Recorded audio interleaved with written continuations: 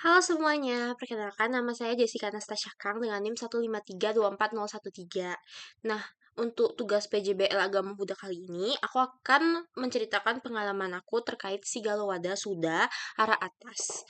Di sini aku tuh pengen nge-share salah satu pengalaman hidup aku yang mungkin sangat berat dan kayak bener-bener darkest moment in my life gitu. Nah, jadi emang jujur aku tuh orangnya sangat messy, apalagi dalam pikiran. Aku punya OCD, itu called obsessive compulsive disorder. Itu tuh meng-highlight dua kata penting yaitu obsesif dan kompulsif. Aku tuh terlalu terobsesi untuk menjadi sempurna. Jadi apapun yang aku lakukan, aku bakal kayak oke, ini harus sempurna gitu. Terus kompulsif itu artinya aku tuh akan melakukan hal yang berulang-ulang untuk make sure kalau misalnya udah aku lakukan itu sempurna. Itu membuat aku lelah sendiri, draining. Kayak kalian bayangin emosi aku tuh beneran kayak bom waktu, susah banget dikontrol. Dikit-dikit meledak. Aku juga trust issue parah, gak bisa percaya sama orang. Aku gampang tersinggung dan akhirnya aku mutusin buat isolasi diri. Let's say ansos atau ya menyendiri. Waktu itu aku mikir kayak oh ya gak apa-apa lah ya. Aku emang gini orangnya. Tapi kayak mama papa itu mereka yang paling kena dampaknya. Mereka kayak sedih banget liat anaknya gitu. Sampai di satu titik mereka maksa aku kayak yuk ke Viara, ada pusat meditasinya kok. Awalnya kan aku kayak mikir gitu kan, ngapain? Emang duduk diem doang bisa nyembuhin OCD?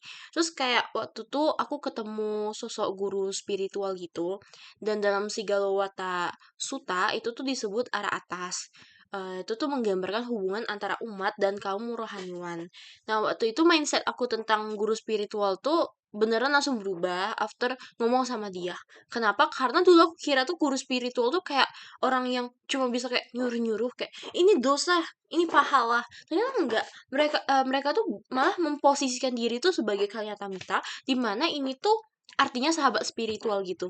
Dia nggak ngejudge aku. Dia menjalankan kewajibannya sesuai suta untuk mencegah aku berbuat jahat dan menunjukkan jalan kebahagiaan. Dimana yang artinya berbuat jahat itu sebenarnya berbuat jahat ke diri sendiri. Nah, ini tuh dia nggak marahin aku, tetapi memang benar-benar diajak ngobrol sampai ke akar masalahnya. Kemudian dia tuh juga nggak cuma suruh kayak yang sabar ya, tapi dia juga ngejelasin mekanisme kenapa aku bisa OCD dan emosian. Karena emang beliau waktu itu punya background di bagian psikologi gitu. Jadi dia itu seorang terapis gitu. Jadi sekalian juga bisa konsul masalah kejiwaan gitu. Nah, beliau tuh ngenalin aku sama istilah papanca.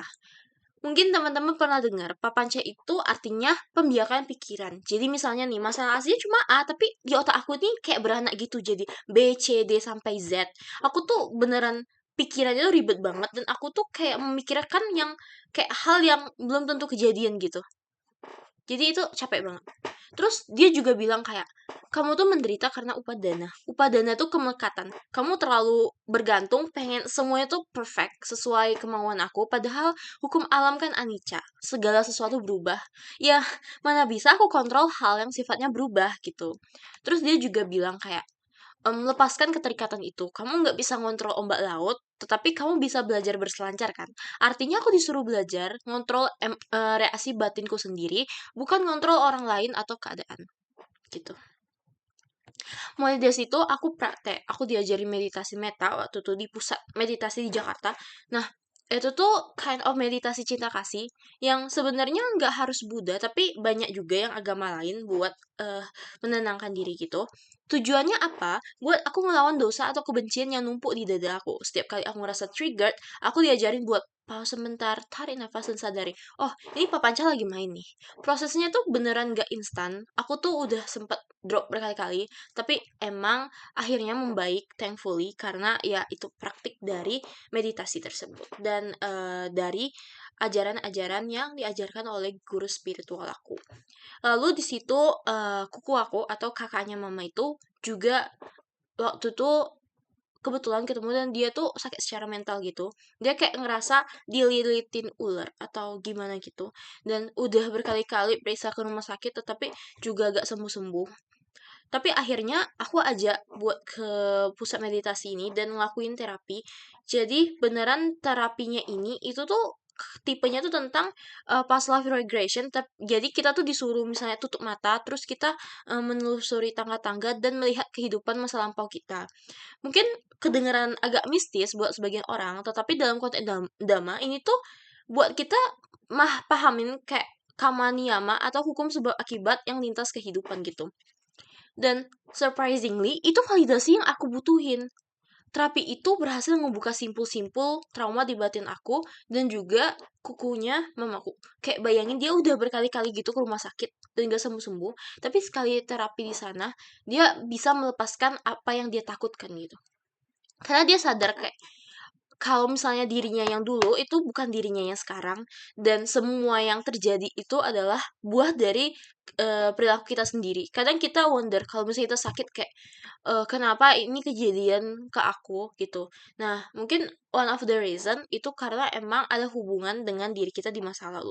Tapi itu bukan sesuatu yang harus kayak diikat sampai sekarang, kayak bisa dilepaskan gitu dan menyadari kalau itu tuh bukan kita lagi. Sekarang kita ada di tubuh yang ini. Sekarang aku udah jauh lebih tenang, emosi lebih stabil, OCD terkontrol, dan karena aku udah ngerasain manfaat gila dari bimbingan guru spiritual ini, otomatis muncul rasa ingin membalas budi. Di Sigalowada Sutta, kewajiban kita atau aku sebagai murid atau umat ke arah atas itu ada 5. Salah duanya yang aku lakuin banget sekarang adalah metta manokama, yaitu memancarkan pikiran penuh kasih. Aku selalu doain beliau sehat.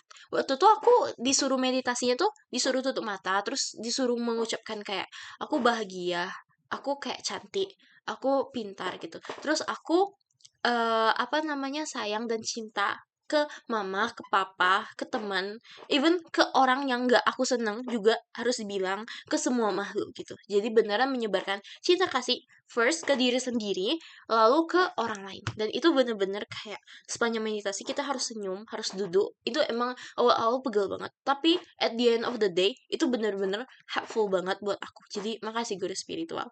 Nah, terus yang kedua itu juga menyokong kebutuhan jasmani. Jadi aku rajin ke Viara, berdana dan bantu-bantu kegiatan di sana.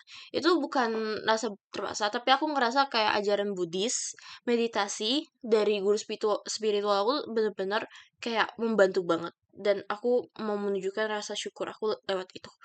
Terus aku juga berusaha ngebantu orang lain yang struggle kayak aku dulu. Karena kata guru aku hadiah terbaik buat guru tuh bukan cuma materi, tapi dimana kita tuh atau muridnya tuh bisa bermanfaat bagi orang lain gitu. Jadi kesimpulannya sebenarnya pesan aku cuma satu, kalau lagi struggle mental, jangan ragu cari bimbingan. Agama Buddha itu keren banget karena punya konsep ehipasiko, kemensi, dimana kita jangan percaya cuma gara-gara kata-kata orang, tetapi emang buktian sendiri, datang ngobrol sama guru spiritual. Kayak aku tadi udah berprasangka buruk bakal dijudge, tapi ternyata welcome banget gitu. Terus perhatiin meditasinya, yang aku pikir bakal, oh ini bakal pegel banget. Tapi at the end of the day itu benar-benar melatih fokus aku, dan even bukan hanya meredam OCD yang aku rasain, tapi juga membantu aku dalam fokus kuliah, belajar gitu. Itu sangat membantu banget dan lebih bahagia gitu dan lebih gak cepat kesel atau tersinggung kalau misalnya sama orang. Dan kalian harus rasain bedanya di mental kalian. Jadi jangan cuma gara-gara omongan orang lain, tapi bener-bener come and see, beneran buktikan. Menghormati arah atas itu bukanlah penyembahan berhala, karena itu sebenarnya bentuk respect kita sama orang yang udah nunjukin peta jalan keluar dari penderitaan. Sekian sharing dari aku, semoga bermanfaat. Mohon maaf apabila ada kata yang kurang berkenan. Namo Buddhaya, terima kasih.